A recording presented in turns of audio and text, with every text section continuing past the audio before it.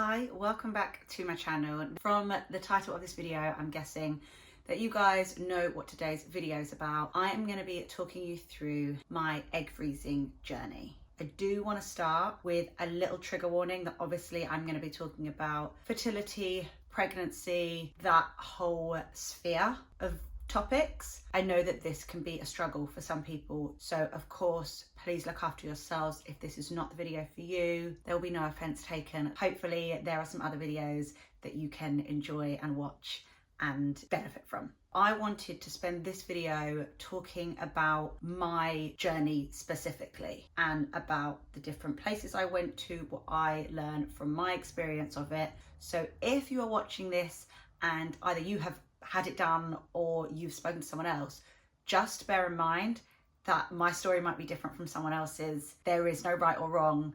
I'm purely just sharing my experience. I think it's really important to give context and a backstory on how and why I chose to do this. There also may be a wandering dog throughout this video, so just let him do his thing. He's comfy, he's having a little nap. I'm going to take you back all the way to 2021, which is when I first seriously started considering it. I'd thought about it before then. I was aware of the concept of it, but I, like so many others, didn't have a clue on exactly what it is. I didn't know anyone at the time that had done it. I knew from the start that I wasn't interested in going the whole way in terms of actually IVF and creating a pregnancy out of it. I just wanted to know a little bit more about my own fertility with the option of potentially freezing my eggs for whatever reason. Towards the end of 2021, in September, I came across a company called Fertility. Did a little bit of research before just diving in and just going straight to Harley Street and just paying all this money. I wanted to do as much research as I could myself. So I decided to order one of their at-home test kits. Really simple. The website was really easy to use. You have to fill out this kind of questionnaire based on what you want and all these different things. It takes about 5 minutes, and then they tailor a test for you to say, right, based on what the answers you provided, we think that we should test you for this, this, this, and this. So I'm just going to list the things that after my questionnaire, they decided to test me for based on my personal results. I'm not a medical professional. I am not a doctor. I'm not claiming to be a doctor. But these are the initials or the abbreviations of the hormones and the different things that they were testing in me. AMH, FSH, E2, LH, PRL, TSH, and FT4. They were the list of things that I was being tested for based on my answers. They've got millions of different tests. They asked me if I had any history of polycystic ovaries, endometriosis, if I smoke, if I vape, how much alcohol I drink, and also whether I said I was looking for IVF, egg freezing, I was just curious, I'm trying to conceive naturally, all of those things. This is what they kind of came back and said, this is what we think we should test you for. I ordered a kit for £149 and it arrived pretty quickly, within a few days. The one thing that I think Fertility Health were really, really good at that I do want to share is that they were really good at sending kind of support and advice emails. And these videos are obviously not sponsored by any of the brands or companies that I'm talking about. So I received my test kit and I was instructed to take the test on day 3 of my cycle. The test has a shelf life of 6 months. It was really important that whenever I did decide to do it, I did it on day 3. And I also was advised to do it in the morning after having fasted overnight for at least 8 hours. It was one of those kind of finger prick tests. It punctures your skin, which is really common for any sort of at-home blood tests. So I received my test in September. I didn't actually do my test until January 2022 now. Life got in the way. I just didn't bother. I thought, right, let's make this year the year that I actually just find out.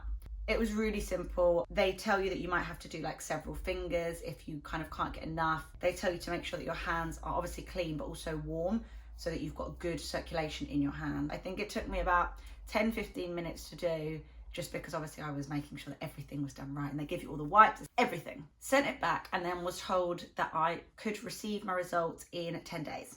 I get another email a few days later saying your results are ready. You can log into your Fertility Health, like your account, and view your results. Now I'm gonna try and put a screenshot of my results in here, but obviously blocking out the actual results because I don't think that it's beneficial for anyone to know what my actual results were, but just to show you what the report looks like and all the different things that they tested. I'm gonna be honest, it didn't really make any sense to me in that sense, but they also explain it in, I'm gonna say more like layman's terms. They show you this kind of graph and it's split into low, normal, high. And for each of the hormones, they've got a little pointer of where you're at. All of my hormones were within the normal range, but they were slightly towards the lower end of the normal range. If my results had come back and it had said that they were all low, I would have like got to it straight away and been like, right, what can I do? So I got those results in January. I then didn't think about it again until the middle of April, just carried on living my life. In April 2022, I contacted the Evewell. Now, the Evewell are a fertility clinic and they are based in London on Harley Street, inquiring about a consultation. A couple of emails backwards and forwards, like basic medical information. I had to fill out a medical history form and just a general registration form. And then they booked me in for a consultation in May. One thing that they did ask me throughout all this kind of like prelim stuff was whether I'd done any tests, I'd done this procedure before, like what my experience was. And I basically said, no, I don't know anything about it, but I have done an at-home fertility health kit. And I sent them the results from that. Now, because I did that at-home kit, my consultation was considerably less than if I had done nothing and I just went there and they would have done everything. They would have tested all those things, but they would have done it. And these are the prices that I was given. The standard price of a consultation in 2022 was £489. The price that I paid, because I'd already done the at-home fertility health kit and I'd sent off my results for those hormones, mine was £220. The consultation lasted 45 minutes. So it is a lot of money. You're in and out pretty quickly. But that was the chance for me to ask basically every question that I had about the whole process without actually committing to anything. In my consultation, we discussed all the potential options of what Evewell are able to offer. I, like I said, still knew that I was just dead set on egg preservation. They did say to me that usually they try to encourage or recommend embryo freezing, which is essentially once the egg has been fertilized, then they freeze that. And the reason that they said that is because they could collect eggs from me and they will be able to freeze them. However, there's no way of testing whether those eggs could lead to like healthy, successful pregnancy and obviously therefore birth. With an embryo, I guess because it's already been fertilized, they can test up to, I think, like 90% accuracy whether that fertilized egg / embryo could lead to a successful and healthy pregnancy. It's never ever been an interest of mine personally for any form of like sperm donation or anything like that. It was purely just for my own kind of benefit and self. So as much as they said that, it just was never an option for me. So I just was like, okay, great, thanks for letting me know. At least I know now that with egg freezing, you can't test it, but obviously you can just hope for the best. They can still tell you about the size of your eggs, the quality of your eggs, how many eggs you've got. They just can't do any additional tests to tell you whether they think it could turn into a healthy baby. I came out of my consultation, was quite overwhelmed. I remember feeling overwhelmed. I remember getting a little bit teary just because I think one thing that people don't speak about, and I've only realized this since having a few other friends have also experienced this, is I don't think that egg freezing or any form of fertility treatment is anything that anyone ever thinks that they are going to have to do. I mean, no one has to do it, right? It's a choice, but I think I felt a little bit like, how have I ended up in this situation? My parents, for example, they met when they were young, they fell in love, they had children. I look at people around me and I'm like, oh, you've just met your person, you've fallen in love, and that's happened. I think I struggled a little bit with the mindset of, wow, I am doing this for my own benefit and I know that, but it also highlighted the fact that I hadn't found my person yet and that I felt as though I might have to do this because I may never find my person. And that in itself might be really sad. Well, it would be really sad for me. And I think that I didn't really think about that until I walked out of the appointment and was like, wow, this is like really just me on my own. Like, to me personally, nothing screamed more you're single than that. But that was because of the way that I was thinking about it. It's so weird because now I do think about it completely different. Even though I am now pregnant, not through egg freezing, I think it is the best thing that I ever did and would recommend it to anyone. But I also understand that mindset because I was like, oh, I don't want to have to be doing this. Yeah, maybe you don't want to, but oh my God, what an incredible investment. After my consultation, obviously I had a follow-up with them just over email, just asking about, you know, my thoughts. And I had decided that it was probably something that I wanted to do, but because all my hormone levels were in the normal range, I wanted to wait until after summer. I was told that during the process, it could affect you. You could have certain side effects. There are certain things you can and can't do. Can't do any exercise other than walking. Can't drink any alcohol. You'd get kind of severe headaches, mood swings. And I thought, you know what? I love summer. I live for summer. I don't want to be experiencing that in my summer. And I said to them, do you know what? Can we just pick this back up in like September and see where we're at there? I also by this point knew obviously like the costings and everything. And I was like, okay, obviously now I can budget for that. They then reached out to me in September and I decided to start my process in October 2022. Before I started, other than my initial consultation, I had 2 appointments, and these were like internal scans just to kind of, I guess, take a look at what was going on so that they knew roughly what the starting point was, and they also could prescribe me with the medication that was best suited to my needs. But this happened like just before I kind of started the process. So I'd already kind of agreed that this is what I wanted to do. Once I started, the entire process took 21 days from literally day 1 of the injections that I had to do until I was completely injection free. That included my procedure as well. And how it worked with the Evewell, I contacted them on day 1 of my cycle and I said, hey, I'm good to go. Day 1 has started. I then went into the clinic on day 2. They booked me in straight away, went in on day 2. They do another internal scan, which is not the greatest thing, but I mean they've got people going in and out all day doing it, and they were like, yep, good, everything is like kind of moving, you're going to start your injections today. A few days before my day 1, I had already paid for and received my medication. They actually courier your medication to you. It's super secure. It's obviously, it's not like DHL sending it or UPS. It's like a special medical courier. You have to show ID, you have to make sure that obviously you're home, it can't be left with anyone. You have to put some of the medication in the fridge and store some separately. Like, there are a lot of instructions when it comes to that, and you've got, you know, like 20 days worth of injections. They give you the needles, the syringes, the this, the that, and including the sharps box that you need to discard of your needles afterwards. So I'd already received that. So by the time I went in on day 2, I already knew what I had to do on each day. I had had an online nurses chat and they sent me an information pack on how to basically do the injections and what injections I needed to do when and how it was kind of all going to work.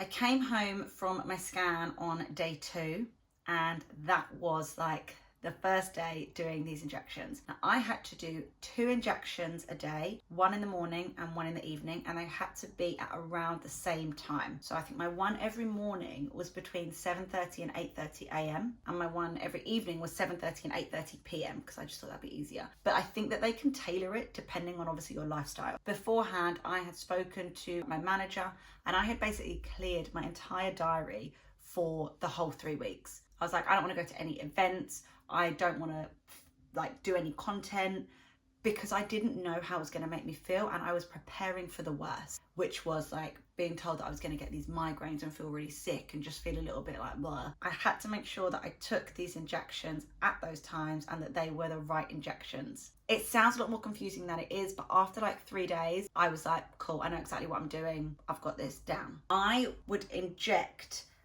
just below my belly button, so kind of where you would imagine like your ovaries to be, and I would alternate right and then left. That's what they told me to do. Fortunately, I didn't bruise.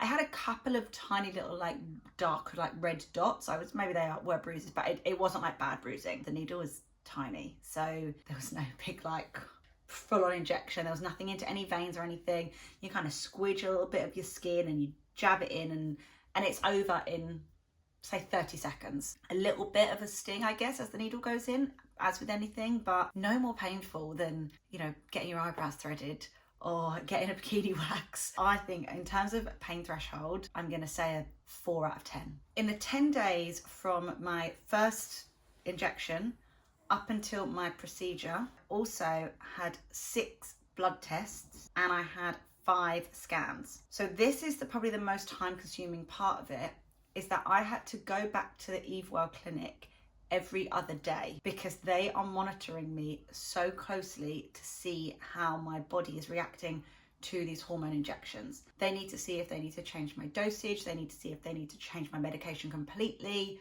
whether my body is reacting too fast or not enough. They are so on it in terms of checking results and making sure that what I'm doing is tailor-made to how my body is reacting, which I think is such a valuable service. But it does mean that I had to keep going back. Now, luckily, I live in London, so I was there in like 30 to 45 minutes, did my thing, and then obviously could come back and forwards. But I think that is something to keep in mind. I don't know if all clinics do that, but obviously, like, if you go to the Evewell, you do have to keep going back and forward. So every time I went in, I would have a blood test so that they obviously could check the hormones in my blood. And then 5 of the times I had scans as well, just so they could see the follicles, whether they were increasing. Essentially, that is what the injections are for. I cannot speak for people who have got any form of medical condition, PCOS or endometriosis. I'm just speaking obviously from my point of view. Both of my ovaries were creating follicles every month, and what they wanted to do with these injections I was taking was stimulate the number of follicles that were being created. When they were doing the internal scans, they were saying, oh yeah, you've gone up X amount, you've gone up X amount. So it was showing that the hormones were working and that they were happy with my prescription and the way that I was injecting. It was all following a very like normal pattern. The day before my procedure, I had 3 injections, and this is because one of them is essentially what is, I think it's called a trigger injection. It is essentially the most important injection out of the entire process. After you've done all of the other injections to like create follicles, this injection essentially tells your body just to stop for a moment. And the reason it tells your body to stop is because the next day you're gonna have your procedure and they need what has already been created to be preserved so that then obviously the doctors can go in, take what they need. Otherwise, what has already been created could end up being like too mature, and then they could take those eggs and they're like, oh, they're too mature, actually, we can't do anything with them. They kind of have to halt their growth so they can take them and freeze them at the optimum like age. So this trigger injection was really important. I was told a specific time, and that was the most important injection that I had to take. I then would go in for my procedure. The day of my procedure, was I nervous? Yeah, absolutely. You're not put under general anaesthetic. I was sedated. I had to have someone with me. So my mum came with me. My dad picked us both up. The entire procedure took, I think, 45 minutes. So it was so quick. My doctor, who I'd been seeing on all my scans, was there. So she knew exactly what she was going for. She kind of knew my body. She knew what she was looking for. I went to the Evewell clinic and I did it there. I think there were like maybe 4 other women that also were having it on the same day. We all had our own private kind of little space. It was fine. There's not really much more I can elaborate for that, because as I said, I was sedated. So I actually remember going into the room, I remember obviously like laying on the bed, obviously they give you like the gap. I'm going to insert a photo of me when I looked ever so sexy in my hospital gown. Obviously they put you on the bed, they're just chatting to you, confirm like your name and all of that sort of stuff, just to make sure that it is you, and confirm that you are doing just egg freezing and not IVF or any of the other options that are available. Your anaesthetist is there, you've got obviously a couple of like assistants, surgical assistants, and then obviously your doctor. The next thing I know, I'm getting sleepy, and then I'm waking up and I'm back in my little cubicle and my mum's sat at the end of my bed. I didn't feel any pain. I was not even aware that it was happening. I would say the most pain that I felt throughout my entire egg freezing process was the injections. And I've already said that that's a 4 out of 10. And that's purely because of like the tiny little scratch feeling that you get. It's like a stingy scratch. If you've had an injection before, it literally is just that initial like sting, and then it comes out. Nothing stays in your arms or your body, nothing stays anywhere. The actual egg freezing procedure itself, I was unaware of. If anything, I had a lovely little like snooze. Went home, and then I had to be supervised for like around 12 hours, but I couldn't do anything, I couldn't drive, obviously not drink alcohol, make any big life decisions for at least 24 hours. The 10 days that followed my procedure, I then had to take more injections. The reason for this is because, as I mentioned before, the trigger injection told my body to just like halt for a second, just stop. However, I then needed to tell my body, okay, we can carry on now, but now we need to balance you back out. So rather than tell your body like, make follicles, make follicles, make follicles, we almost need to wean you off of those hormones. And it was a completely different set of medication. But for the first 5 days, I was taking 2 injections a day. And then the second 5 days, 6 to 10, it was 1 injection a day. And that was essentially to completely just kind of get me back on track, get my cycle back to normal for me. It's incredible what medicine and biology and technology can do. That's why I think that my mindset completely shifted after doing it, because I was like, rather than think, oh my God, why am I having to do this thing? Oh my God, like how lucky am I that I'm able to actually take responsibility and control of my body and my fertility and my future in a way that maybe people couldn't do in the past. And that's when my mindset flipped, and I felt really, really lucky. I know that lots of people will probably want to know how many eggs were frozen. And I have been in 2 minds as to whether to share the number of eggs, because if you're anything like me, then you will have a number in your head that you want to achieve. I'm an overachiever, so I'm always like, I want to achieve like the maximum number. That was me through and through. When I got told how many eggs A had been taken and then B had been frozen, I got upset with myself, and my mum was sat next to me like, what is wrong with you? You've got this many eggs. Bear in mind, like I had more than 1. And she said, you only need 1 to ever make a baby. And you're not doing this to make a baby right now. So I had more than 1. I felt very temporarily disappointed. And I don't want to put that on anyone else. So it actually doesn't matter how many eggs I froze. What matters is that actually overall the procedure and the whole experience was successful for what I wanted. I didn't feel as though I suffered at all. It was successful in something that I never imagined it would do, but the way it changed my mindset, not just about fertility and pregnancy and kind of having a baby, but literally my dating mindset, my mindset of I actually can do whatever I want. I can live my life and not have to think about it not be that little niggle. Like I've always said, if there's something that is niggling me enough, I need to just deal with it. And that's what I feel like I did here. Because what was I going to achieve by just always thinking, oh yeah, maybe just do it? You are in the privileged position to be able to. Why are you going to waste time questioning it when you could just be taking the actions? And that is essentially my story of freezing my eggs. After that, I got an email in October 2023, which was really weird because by then, I had already discovered that I was pregnant, asking whether I wanted to renew my storage.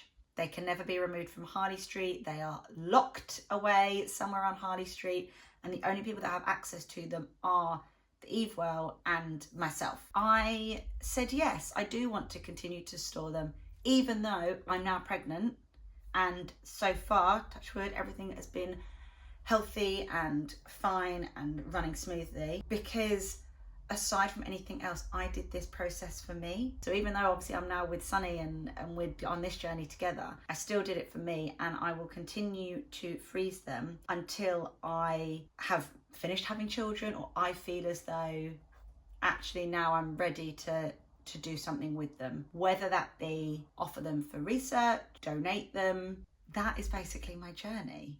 I'm so sorry, this video is going to be so long. I am going to do another video that just literally answers the questions like bish bash bosh, but I thought it was really important to give my story on my experience of freezing my eggs for anyone that actually A, wants a little bit of a story time, and B, actually wants to know kind of the more emotional side of it. If you do have any questions, please let me know in the comments. I really hope that this video has been helpful and beneficial in your quest to find out a little bit more about the process. Good luck if you are thinking of doing it. I would really recommend it. I think that the mental freedom that it gave me has been more life-changing than anything. Thank you so much for watching. I will see you in the next one.